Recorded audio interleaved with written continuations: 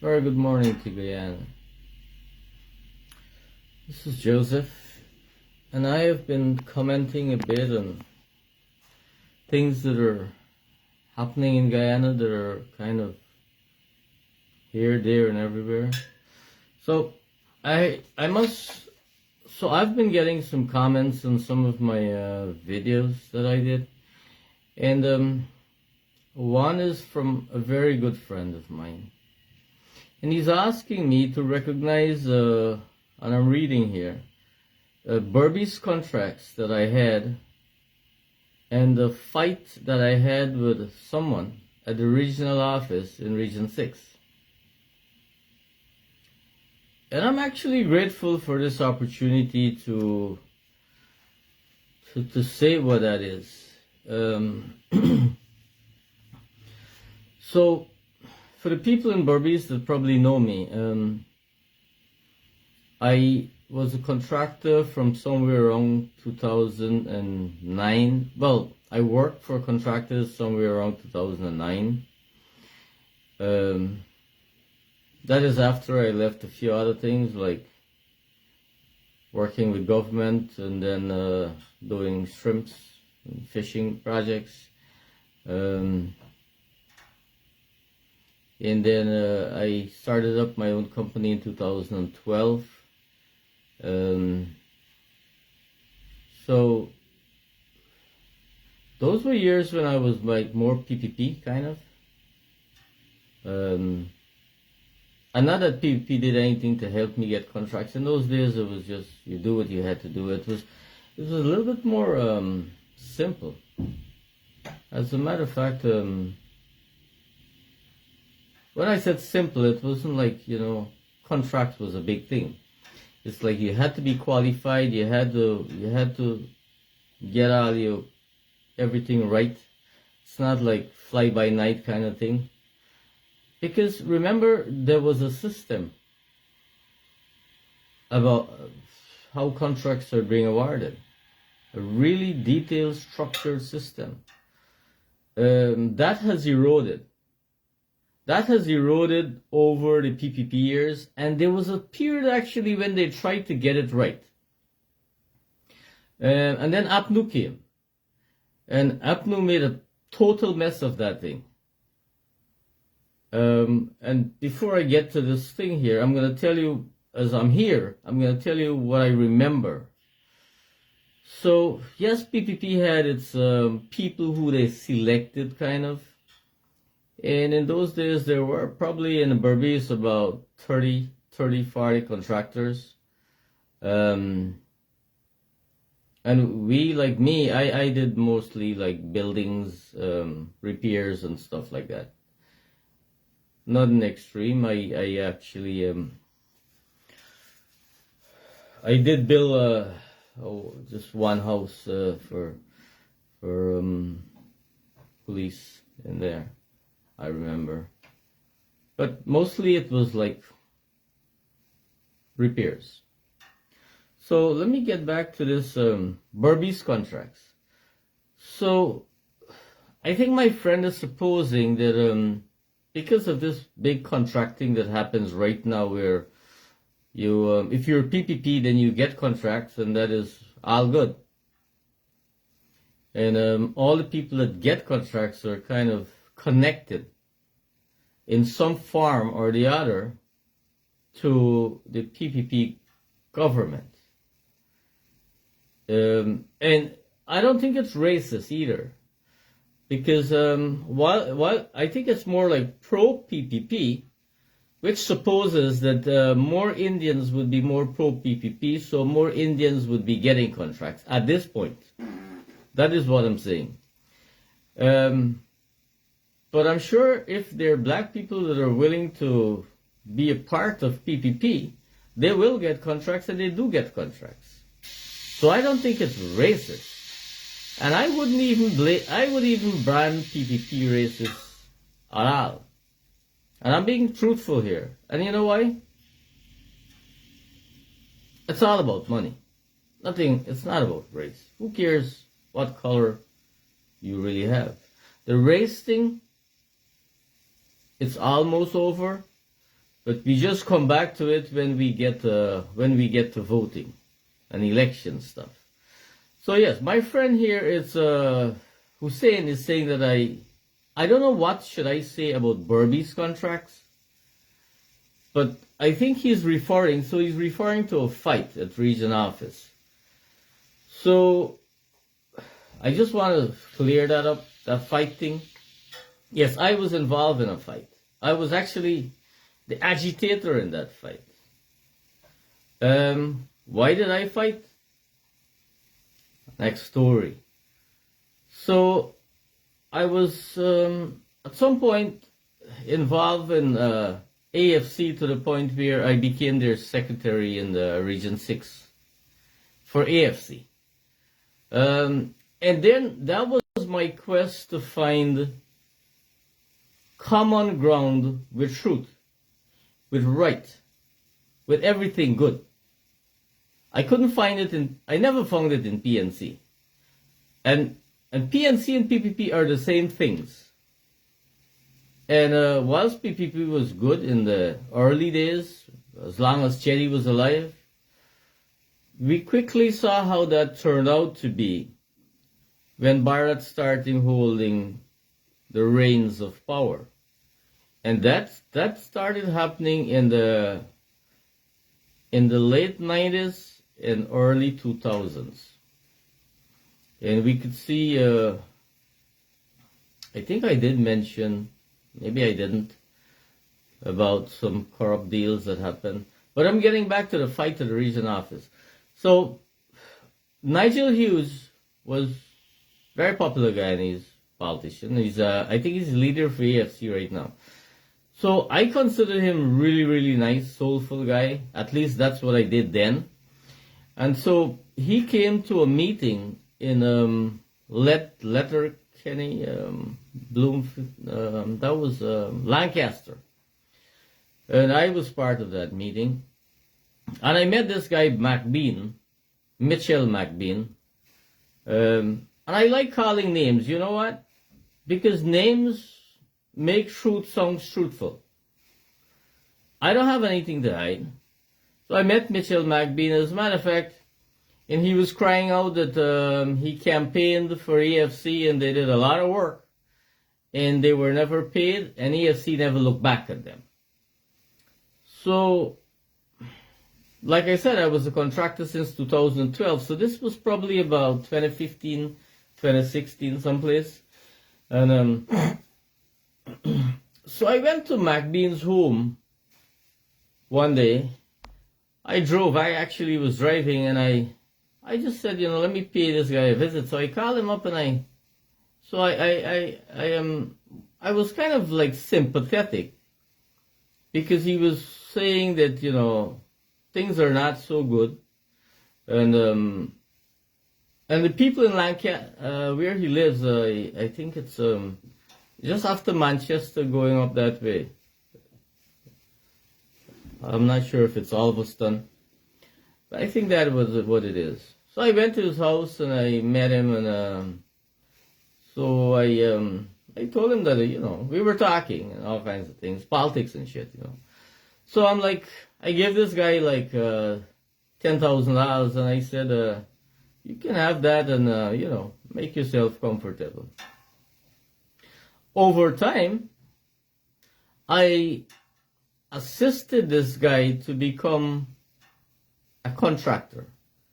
I helped him with paperwork, I helped him with finances, but I told him, I said, never am I going to do your contracts. And we became friends. We started drinking here and there now and then and stuff like that. And nobody really never told me that he was a slimy guy. And I was stupid anyways. I'm like that. I'm like not smart, too smart, like we're devious people are concerned. And I think it's a reflection of who you are. I mean, if you're devious and you're slimy, then you think that everybody else is slimy. So I'm not devious and I'm not slimy, and I don't think the other guy should be. Anyways, so he came and he had 3 contracts, and he told me that, Joe, I really want you to do these contracts because I don't have, I could loan him some money and stuff, but I'm not going to get involved with the contracts. So I said, look, there are people, and I showed him the ropes, like how you can, go about getting your contracts done and stuff like that. But he begged, and he said, Joe, and these are the last words that he said that shook me. He said, Joe, for all the good things that you did for me, you think I will turn around and rob you? And I thought to myself, well, I don't think so. So I went ahead and I started doing some contracts for him. And I remember I did I don't remember exactly what it was, but I remember I did like $1.4 million of work, and I went and I sat down with the regional officer, the engineers, and established $1.4 million of work. And I don't remember if we had $1.4 million as payment, but I think it was like 1.1 or so. I'm not sure. So these are things that I did for this guy. And of course he was there learning the ropes, kind of. So when the payments came, I was going to, well, the money was mostly mine because there are more contracts for him to do. So I had a feeling that, and I went with another friend and we met and then we agreed to go on that day, and I had a feeling. So what happened is that he didn't go. He didn't turn up the day we agreed to go and do the financial transactions because I had to get money to keep rolling. And the guy went another day, and somebody told me that he was there. And I wasn't far away, so I went. And I met him collecting the money. And I snatched the check. And we had a fight. And we went to court. And that was, I just said I don't want anything to do with this guy. I'm done with him, and vice versa. So I got robbed. I got robbed about $1.4 million. That's what I put into his projects. And there were times when I really wanted to kill him. I envisioned in my mind, like really taking this guy out. So I had a few friends that worked for me, and they said, they can help taking him out and taking him down and all kind of shit. I'm not into that. I suffered my loss. $1.4 million in those days was quite a bit. I wasn't a big contractor. I was like small contractor. So that was a lot of money. And so this is who's in. So yes, there was a fight. And yes, we went to court. And yes, we were AFC. And yes, I was the secretary for AFC at that time. And no, AFC never did anything for anybody in those days. As a matter of fact, even as the secretary for AFC, I remember, well, during the PNC APNU rule, we all knew that nothing much happened. The monies just disappeared, and nothing was really happening. So, and I remember vividly that it was my friend, and I'm going to call his name again. He was Carlet. And so local government ministry sent him to Berbice. You know what I found out afterward? So I meet him from time to time. Well, why not there? Because there were no advertisements. Nothing was making sense of anything. You see people getting jobs. And this is PNC I'm talking about. So when I tell you about evil, PNC and PPP are not much different. I don't think they're any different. So, and this is like 2016 I'm talking about, probably 2016, 2017, around that time. So,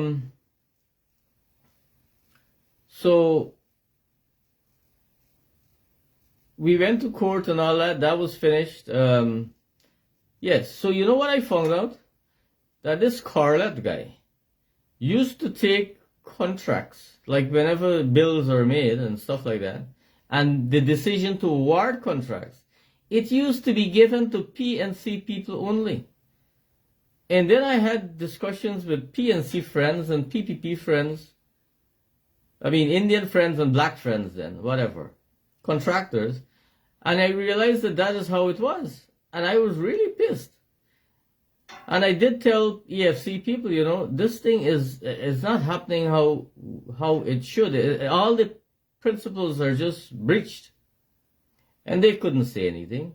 Because PNC had screwed AFC since then. So the fact that AFC was sitting there waiting for what, I don't know. PNC never played fair. It was like, and those contracts started going to the PNC office in New Amsterdam, and that is where award was being done. The PNC office in New Amsterdam. I'm saying that because that's how I knew it. If you want proof, oh, very well, we can find that. So to all the people in New Amsterdam, and you had an REO there, that was like, I don't know. I guess when it's PPP, it's pro-PPP people. And when it's PNC, it's pro-black and all that kind of thing. It's disgusting. And Guyana is suffering from this disgust for a very long time. It started with Burnham. And it hasn't ended. And for Guyanese people, all I'm seeing is it's either black or Indian, PPP or PNC. I think both of those guys, the PPP and the PNC, have outlived any usefulness. And they weren't very useful. And that's my opinion. So, and as I'm with this fight and all that, and MacBean and all that kind of thing, might as well I tell you how special Guyana Times was in this whole process. So I don't know how they got their news. But Guyana Times, and I don't have it right now, but I'm sure it's there in the wherever they store their stuff, archives. So Guyana Times went ahead and they said that I had contracts and I subcontracted it to MacBean and I robbed MacBean. And, you know, they turned the entire story completely upside down. And that was your friend there, Andrew Carmichael. I don't know if he's still with Guyana Times, but those fuckers lie. You know, they're so fucking disgusting. You know, I'm pissed when I remember how it was. And that's your Guyana Times, the PPP frontline newspaper. So I call up, what a guy named?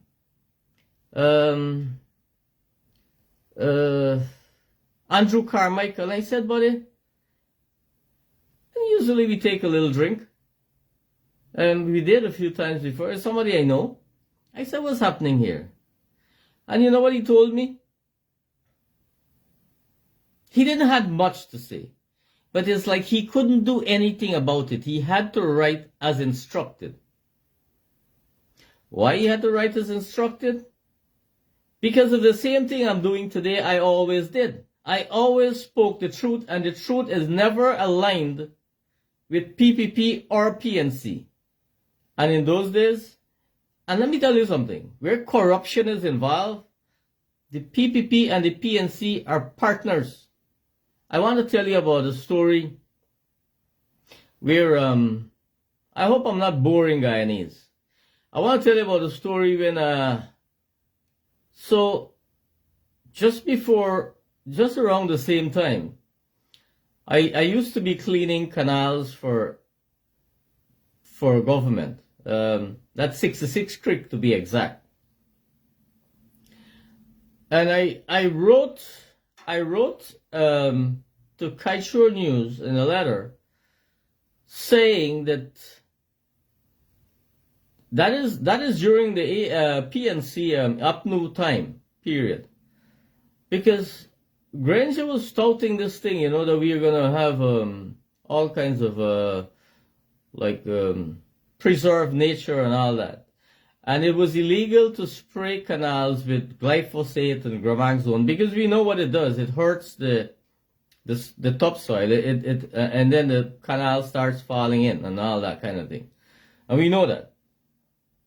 So I wrote a letter saying that it is encouraged in Region 6 to Kaieteur News. That letter, and then, so I had some issues with my concrete and another project, sanding. Anyway, I had this guy, Harbajan. He had this chat group. He still does, I think. But I'm not getting involved in that chat group because that chat group allowed me to lose like $1.8 million. How? So in that chat group, I challenged Dennis DeRoop, who was vice chairman then. I said, he said I had weakness in my concrete.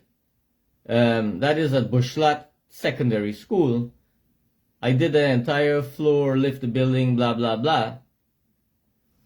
And he was willing to take his engineers to take a look and see if I had the right PSI of concrete. And I said, that is beautiful. I would love that. But in the same vein, Mr. Dennis DeRoop, I'm going to take engineers from my side, and I'm going to go and look at 5 of your projects, and you can look at 5 of my projects. And then we're going to verify the integrity of the projects that you approved. Because I know about some slimy shit was done, and it was approved by this same Dennis DeRoop guy. You know how it is. It's the same disgusting thing as always. Somebody pays somebody, something happened, and it's a corrupt system. And that is how I lost $1.8 million. So I cleaned the canal like 4 months. For the 4 last months, I didn't get paid. I don't remember what year. I think it's 2016 or 2017. Probably 2017. Because not long after, I got tired and I left Guyana. It was 2017. And for that project in Bushlat, I lost $800,000. They wouldn't pay me.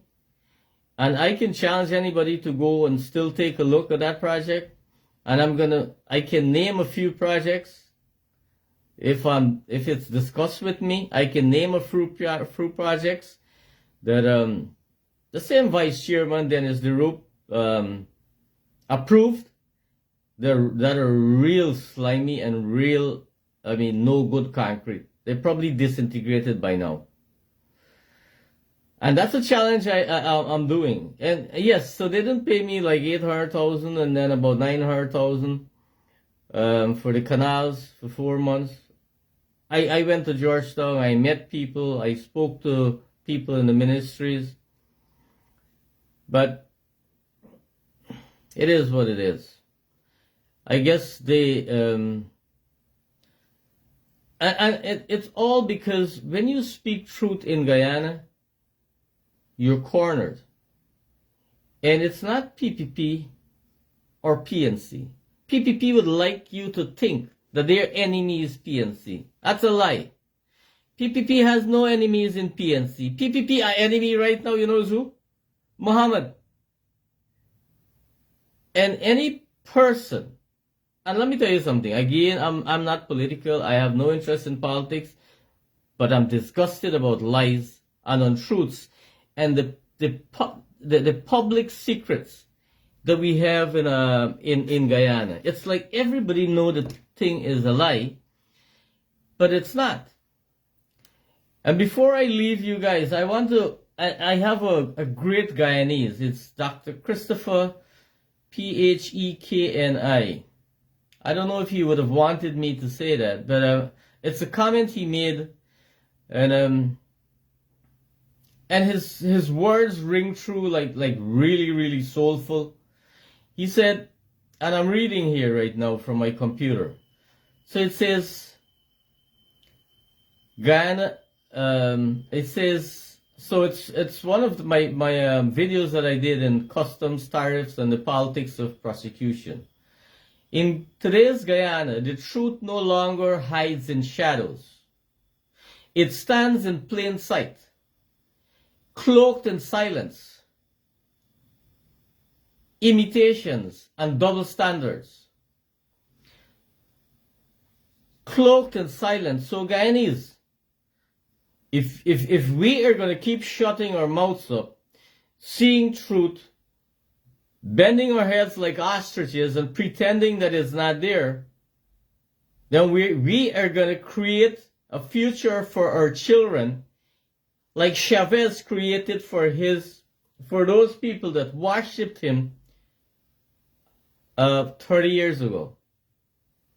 Chavez created that dilemma there. He gave handouts to his people. He bribed them in every way. And he mismanaged his country using communist standards. So when you're getting handouts in Guyana today, why don't you ask where the money is coming from? Because it's not oil money. You can't be having oil money and get 65% of your budget being borrowed. And these are all things that are coming to my mind as I speak. And I'm continuing here now with Dr. Christopher.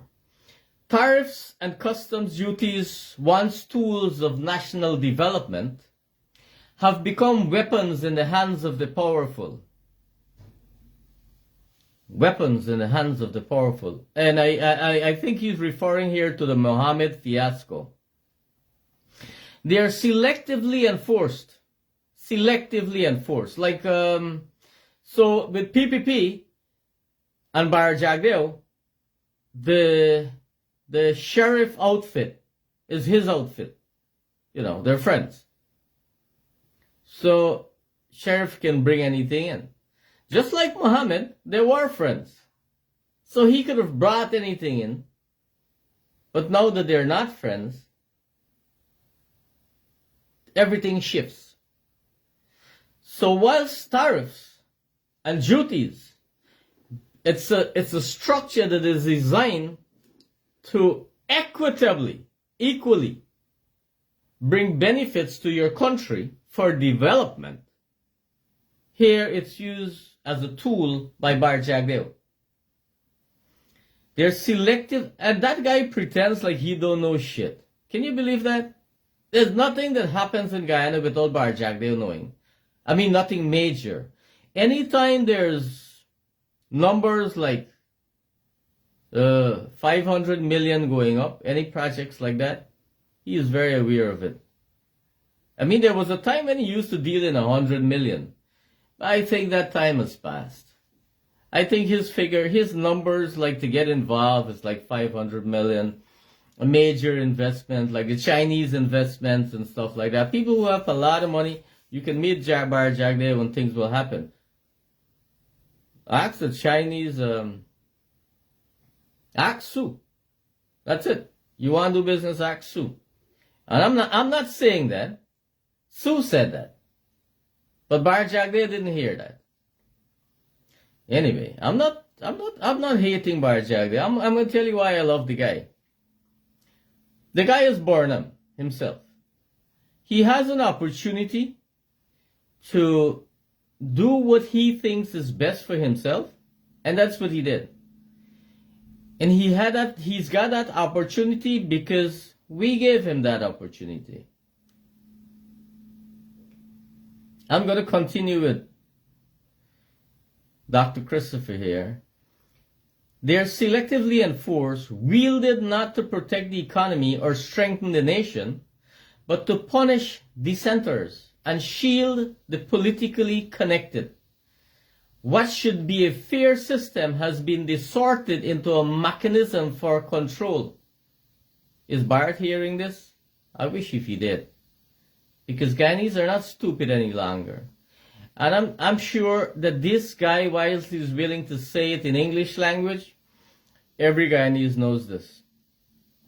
And every Guyanese should start thinking about dumping PNC and PPP.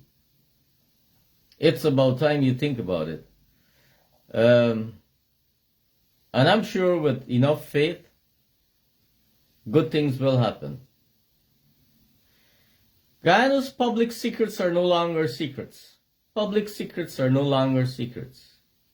You know, like everybody pusur about something, and everybody know it's truth, but nobody can come up to say it.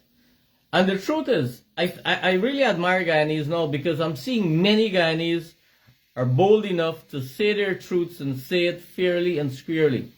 And that is getting a lot of people buying buckets. A lot of politicians are buying buckets these days, because when people speak the truth, they're afraid. What happens when truth is unfolded? The devil runs and hides. Truth is a very simple thing. It is what is in your heart. All you have to do is don't be so afraid to say what you feel. It's right there in your heart. You don't have to plan it. You don't have to scheme it. Everything I'm saying here, I don't have to read it, because it was always there in my chest. It happened. It is truth. And we need to have that. A lot more of that. And whilst I don't really like preaching, I'm trying to finish this thing up. Yes, this guy said, Guyana's public secrets are no longer secrets. They're the whispered truths that everyone knows but fears to say aloud. Secrets of sweetheart deals. Sweetheart deals. What is sweetheart deals? It's like, oh, I love you dearly.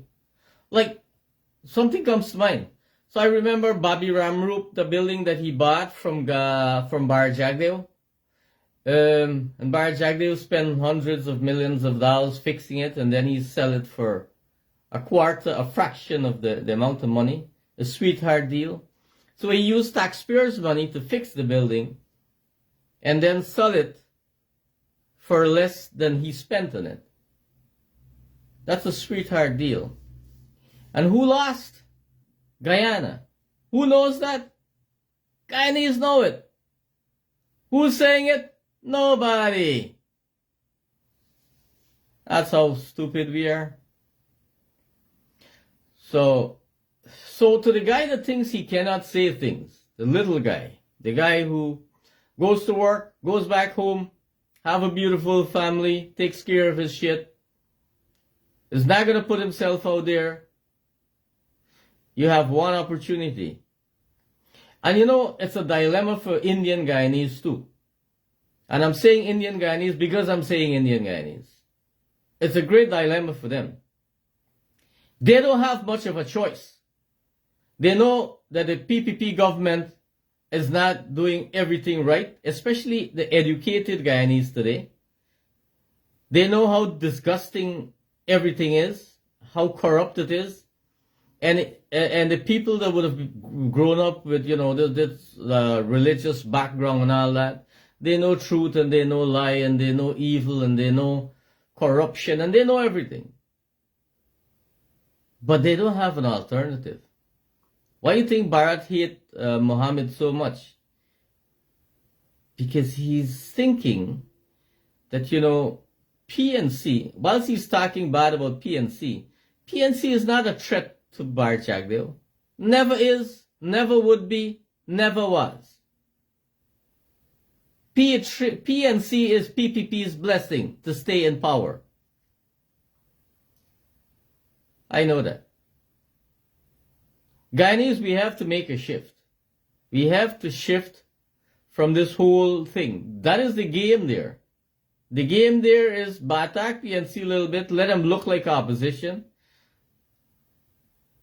Why is it when Glenlal is talking about Exxon Mobil, right? that the PNC and PPP and AFC, nobody's saying anything. Why?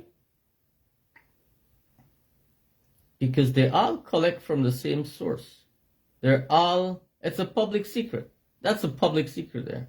They all get benefits from the same source. It always was and always would be. So you need a new breed of Guyanese. All the Guyanese that feel that, they don't have what it takes and they don't know how to do it and whatever. You guys need to step up. I'm too bloody old to be in politics, but I'm not old to speak the truth. And I will, and I always would. Let's continue with this young man here, Muhammad. So this now I'm noticing that this was in reference to a video I did concerning the Muhammad kind of thing, the tariffs and the duties and all that. Muhammad's dilemma is not his alone. That is Dr. Christopher saying that. It is a reflection of what happens when economic power is no longer separate from political favor. Economic power. You give power to Barjagdev, he has economic power. And you wonder why I'm saying Barjagdev, because the puppet that is that is president there is still the puppet. Barjagdev controls things, and the people who don't know, that's the next public secret. The few people who are too dumb to believe it or to recognize it, well, so be it. And I'm going back again. The moment one steps out of line, challenges the inner circle. I really love this guy, Dr. Christopher. Or becomes too independent. The very system that once embraced them begins to turn. The Muhammad's dilemma. The very system that had them like close and like buddies and had them give them privileges, the very system that gave the Muhammad's privileges begins to turn. Up to now, Guyana doesn't know why Barjagdev and the Muhammads fell out, or Irfan and the Muhammads fell out. Because they were, if you're rich, you have to be part and parcel of the political elite. And that's how it is. So these fools that vote for these people, remember, when you finish voting, put your X wherever you think that, if you're Kuli, you put X with Kuli there, and if you're black, you put X with black there. You're not even pawns in the game. You're just pebbles. You're nothing. When the game gets going, it's the elite and the elite and the elite. They tell you nice things now and then when they choose to. Especially now, they're going to tell you tons of nice things. I'm saying these things because I know their truth. I have no reason to lie. I want nothing from whatever this is happening here. Nothing. Let's go again. The moment one steps out of line, challenges the inner circle, or becomes too independent, the very system that once embraced them begins to turn. Investigations appear overnight. Raids become routine, and repetitions are attacked without due process. That's the Muhammad's dilemma. Isn't that nice? It is nice when intelligent people, I'm not intelligent, I'm just ordinary Guyanese guy like you. But this is a doctor. And he is saying, in beautiful English language, exactly what is. And then, there's Bharat's arrogance. I don't know if nobody recognizes Bharat's arrogance. I think he's good at hiding it.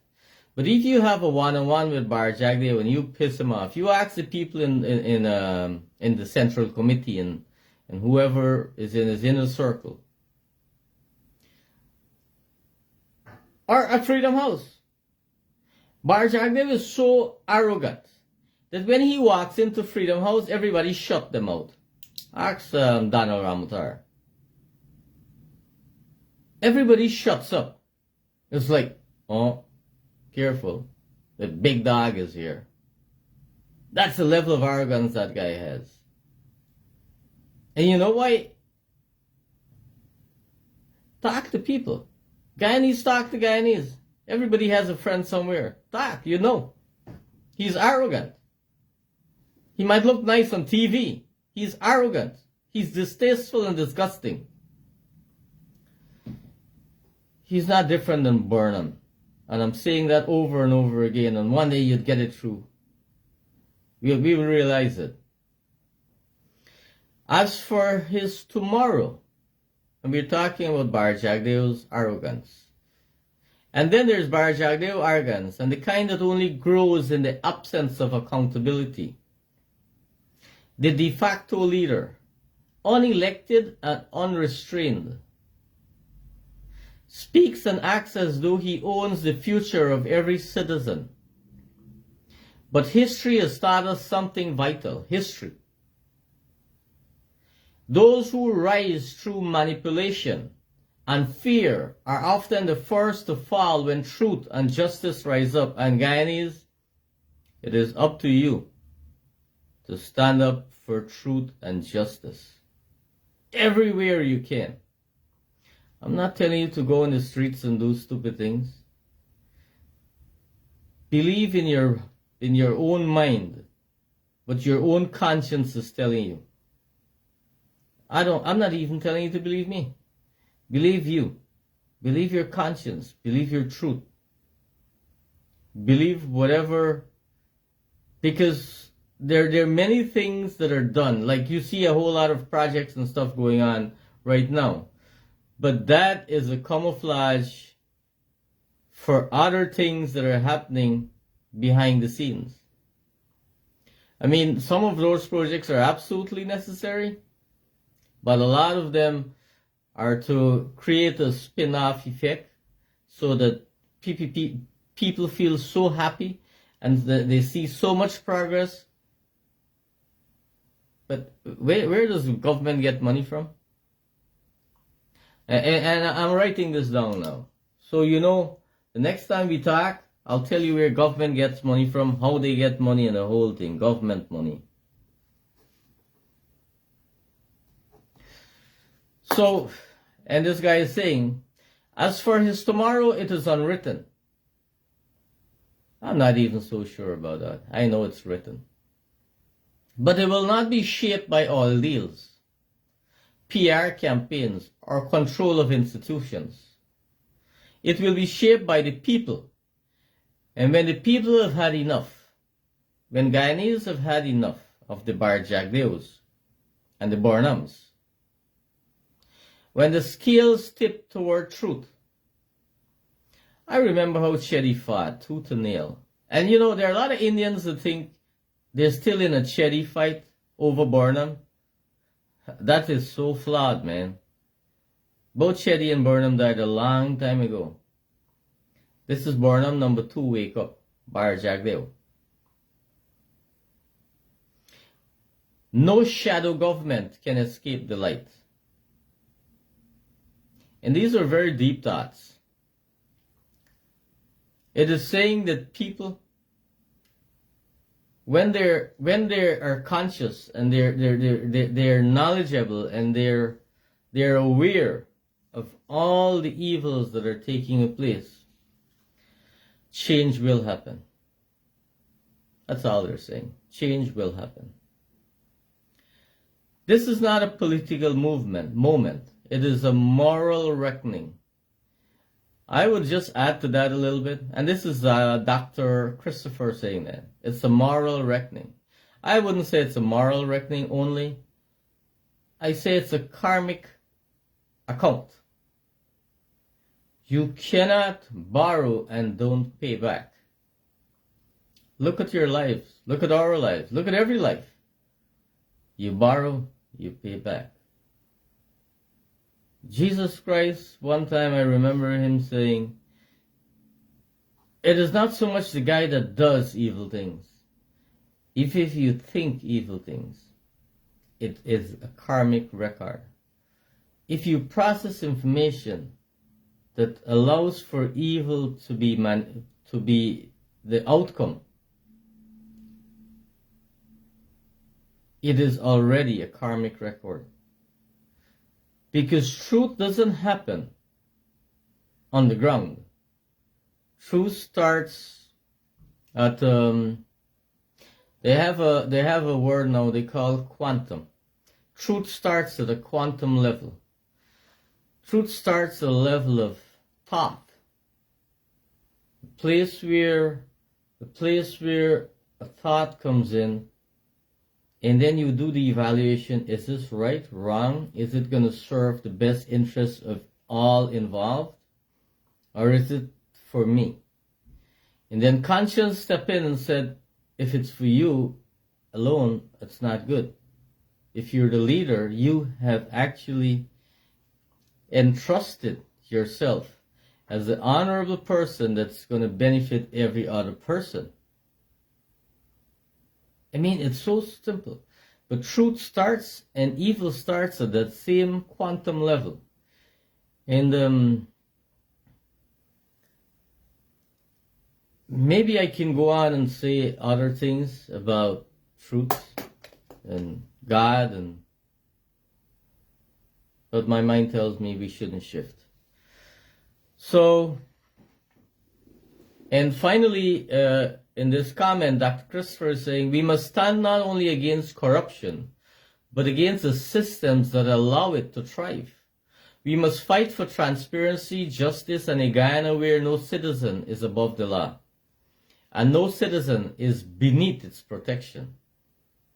Every system, every person should be protected by law, and no person should be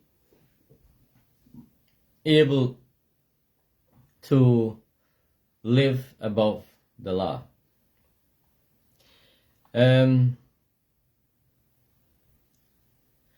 So I don't know how we should conclude this, but we're saying that truth starts at a quantum level, and there's so much more to learn about who we really are, and at some point in time I am gonna have that discussion, but at this point in time I'm gonna leave here, and I'm gonna go get some work done, and I'm gonna tell you guys thank you very much for watching. For those guys who have watched and who will be watching, thank you very much, and it's a love to all Guyanese, and I know we will do better. Thank you. Bye-bye.